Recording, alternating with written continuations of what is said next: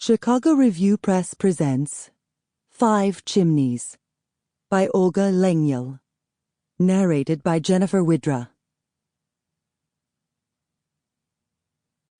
Dedicated to the memory of my parents and husband, my godfather and my children, and to my fellow inmates of Hitler's concentration camps in World War II, who, silenced forever, are mostly forgotten. 1959. From a letter to Olga Lengyel from Albert Einstein. Thank you for your very frank, very well-written book. You have done a real service by letting the ones who are now silent and most forgotten speak. With best regards and wishes. A. Einstein.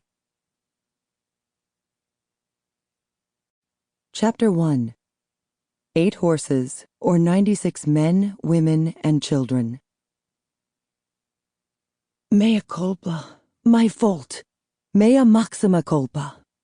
I cannot acquit myself of the charge that I am, in part, responsible for the destruction of my own parents and of my 2 young sons.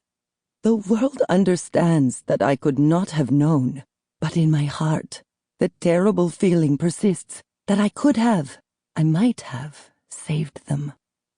It was 1944. Nearly 5 years after Hitler had invaded Poland. The Gestapo ruled everywhere, and Germany fattened on the loot of the continent, for 2/3 of Europe lay under the talons of the Third Reich. We lived in Cluj, a city of 100,000, the capital of Transylvania. Formerly, it had belonged to Romania, but the Vienna Award of 1940 had transferred it to Hungary, also one of the New Order's satellite countries.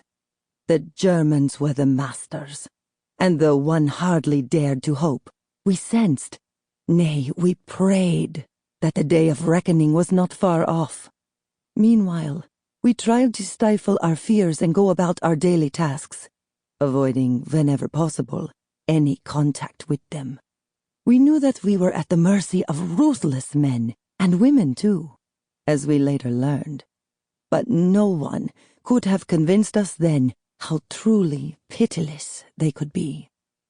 My husband, Miklos Lengyel, was the director of his own hospital, Dr. Lengyel's Sanatorium, a modern 2-story 70-bed institution which we had built in 1937.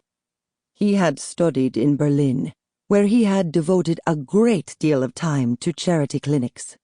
Now he specialized in... Sample complete. Ready to continue?